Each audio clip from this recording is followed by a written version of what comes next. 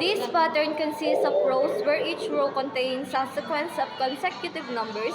The number of elements in each row increases by 1 compared to the previous row. The numbers start from 1 and increase sequentially.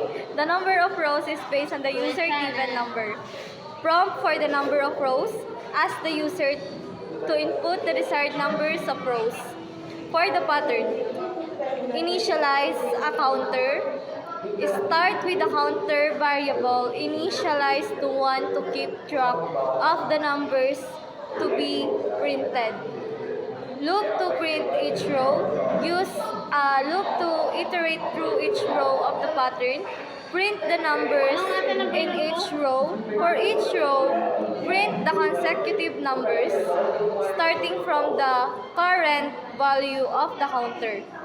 The number of elements in each row increases by 1 compared to the previous row.